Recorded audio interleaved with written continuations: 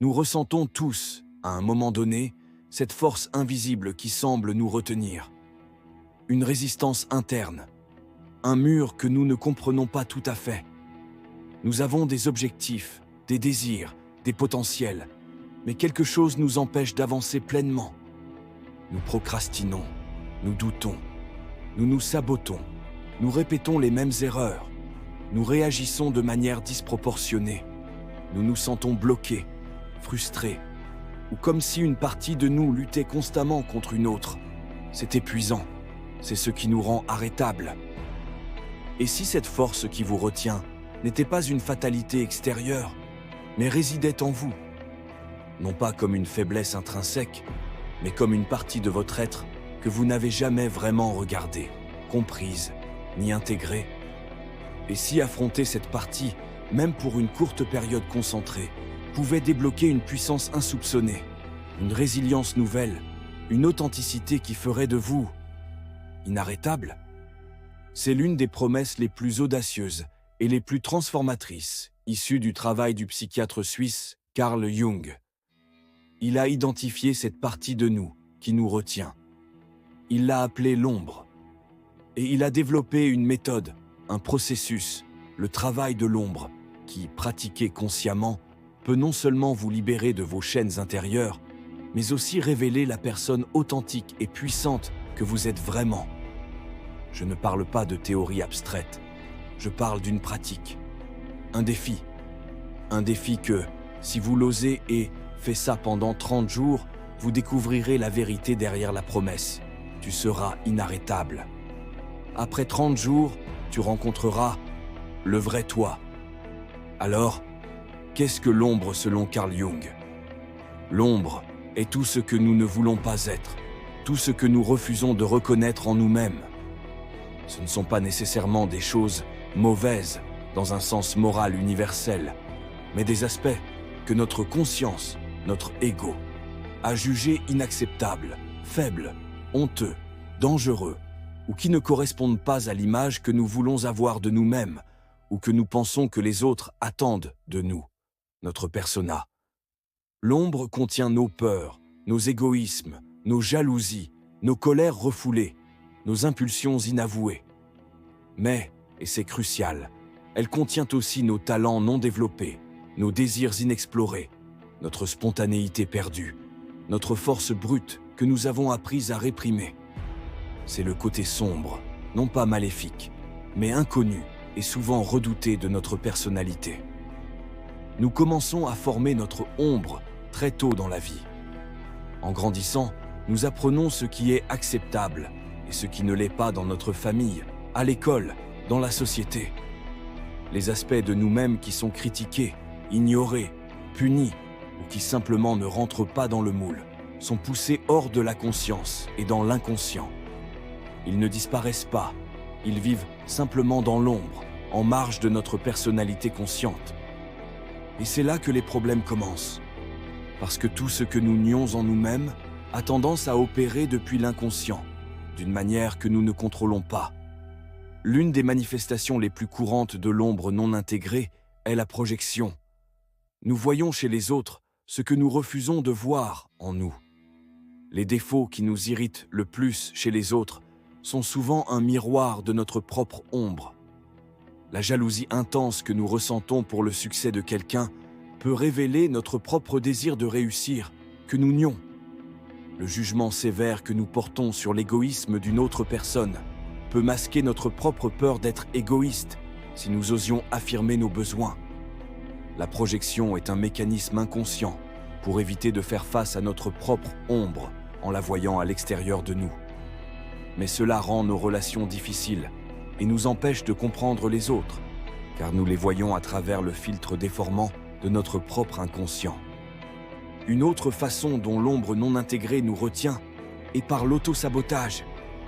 Nos peurs inconscientes, nos croyances limitantes héritées de l'ombre, peuvent dominer nos efforts conscients.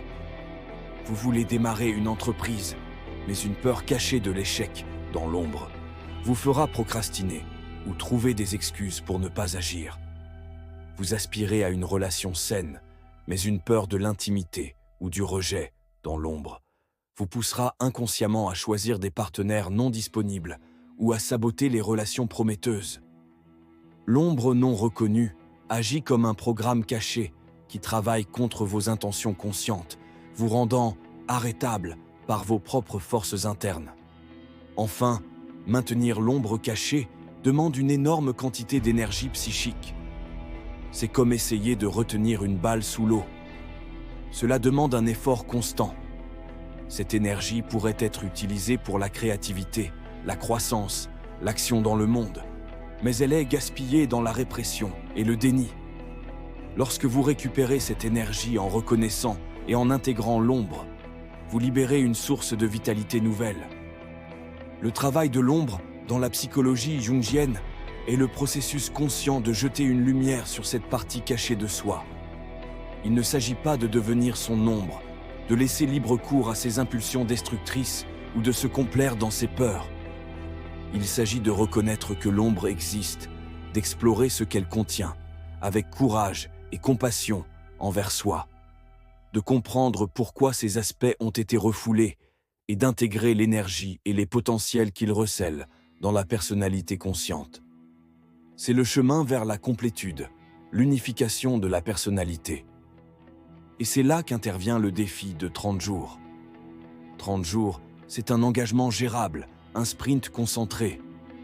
C'est assez long pour briser les vieilles habitudes de déni et de répression, pour commencer à voir ce que l'ombre contient vraiment, et pour initier un dialogue avec elle. C'est assez court pour ne pas être insurmontable. C'est un laps de temps idéal pour faire ça, mettre en pratique quelques exercices simples mais puissants, basés sur le travail de l'ombre de Jung, et voir les premiers résultats spectaculaires. Des résultats qui feront de vous inarrêtables. Alors, fais ça pendant 30 jours. Qu'est-ce que cela implique concrètement? C'est un engagement quotidien à regarder en soi avec honnêteté. L'observation sans jugement, journaling de l'ombre. C'est la première étape et la plus fondamentale. Pendant 30 jours, engagez-vous à observer vos réactions. Les projections. Qui ou quoi vous irrite le plus? Quels défauts vous insupportent chez les autres? Notez-le. Jung dirait que ce qui nous irrite chez autrui est souvent une partie de notre propre ombre non reconnue. Explorez pourquoi cette qualité particulière vous dérange tant. Les émotions fortes. Quand ressentez-vous une colère disproportionnée? Une tristesse inattendue? Une jalousie intense? Une peur paralysante? Au lieu de réagir ou de fuir, observez l'émotion. Notez les circonstances. Où la ressentez-vous dans votre corps? Qu'est-ce que cette émotion semble vouloir vous dire? Les émotions intenses sont souvent des signaux de l'ombre. Les moments de honte ou d'embarras. Qu'est-ce qui vous fait vous sentir le plus honteux ou désireux de vous cacher? Ces sentiments sont souvent liés à des aspects de l'ombre que vous craignez le plus que les autres découvrent. Vos désirs secrets ou inacceptables. Quels sont les désirs, les fantasmes, les ambitions que vous n'osez même pas admettre à vous-même, encore moins aux autres? Les noter, c'est les faire sortir de l'ombre et commencer à comprendre l'énergie qu'ils contiennent. Dédiez quelques minutes chaque jour à noter ces observations dans un journal. L'acte d'écrire permet de sortir ces choses de l'inconscient et de les regarder objectivement. C'est la première lumière portée sur l'ombre. Le dialogue, actif ou écrit. Une fois que vous avez identifié des aspects de votre ombre, une peur, une colère, un désir refoulé, un trait que vous détestez en vous, engagez-vous dans un dialogue avec lui pendant 30 jours. Imagination. Active. Asseyez-vous dans un endroit calme. Fermez les yeux. Invitez l'image de cet aspect de votre ombre à apparaître. Cela pourrait être une personne, un animal, un symbole. Posez-lui des questions. Pourquoi es-tu là? Que veux-tu? De quoi as-tu peur? Qu'essaies-tu de me montrer? Écoutez les réponses qui émergent spontanément de votre inconscient, sous forme d'images, de sensations ou de voix intérieures. Dialogue. Écrit. Prenez votre journal. Écrivez en utilisant votre main dominante en posant une question à votre ombre. Par exemple, « Chère peur du succès, pourquoi me retiens-tu » Puis, changez de main ou adoptez une autre couleur de stylo et laissez l'ombre répondre en écrivant ce qui vient spontanément. C'est une façon de donner une voix à cette partie de vous. Engagez-vous dans ce dialogue plusieurs fois par semaine pendant 30 jours. C'est en donnant la parole à l'ombre que vous commencez à la comprendre et à désamorcer son pouvoir destructeur qui opère dans l'obscurité. Identifiez les projections et les récupérez. Pendant 30 jours, chaque fois que vous avez une réaction forte et négative envers quelqu'un, arrêtez-vous et demandez « Cette qualité que je vois et déteste chez cette personne, où l'ai-je en moi? Quand ai-je agi ainsi? Quand ai-je ressenti cela? Ou quel aspect de moi-même qui y est lié est-ce que je refuse de reconnaître ?» C'est douloureux, mais essentiel. Une fois que vous avez identifié la partie de vous-même liée à cette projection, faites consciemment le choix de la récupérer. Dites mentalement ou à voix haute. Cette peur, colère, rage ou désir est aussi une partie de moi. Reconnaître que l'énergie projetée appartient en réalité à votre propre psyché vous permet de la réintégrer et d'arrêter de laisser l'autre vous posséder par l'émotion que vous projetez. Exprimez l'ombre de manière saine. Pendant 30 jours, cherchez des moyens sains d'exprimer les énergies contenues dans votre ombre. Si vous refoulez la colère, trouvez un exutoire physique, sport intense, crier dans un coussin, ou créatif, écriture, art, pour l'exprimer sans faire de mal à vous-même ou aux autres. Si vous avez refoulé votre spontanéité, forcez-vous à faire quelque chose d'imprévisible, dans la limite du raisonnable. Si vous avez nié votre besoin de repos, autorisez-vous délibérément à vous reposer. Si vous avez une envie non destructive, que vous avez toujours jugée égoïste, accordez-vous-la en pleine conscience. Il s'agit de donner une voix et une expression contrôlée aux énergies de l'ombre pour qu'elles ne s'accumulent pas et n'éclatent pas de manière destructive ou ne s'autodétruisent pas de l'intérieur. Si vous faites ça pendant 30 jours, si vous vous engagez dans ces observations, ce dialogue, cette récupération de projection et cette expression saine, qu'est-ce qui arrive? Tu seras inarrêtable. Comment l'intégration de l'ombre vous rend-elle inarrêtable? Premièrement, en reconnaissant et en intégrant votre ombre, vous récupérez une immense quantité d'énergie psychique. Toute l'énergie qui était consacrée au déni, à la répression et au maintien de la persona pour cacher l'ombre est libérée. C'est comme brancher une nouvelle source d'énergie dans votre système. Vous aurez plus de vitalité, plus de motivation, plus de dynamisme pour poursuivre vos objectifs. Deuxièmement, vous éliminez les principaux freins et auto-sabotages internes. En comprenant vos peurs et croyances limitantes, votre ombre, elles perdent de leur pouvoir sur vous.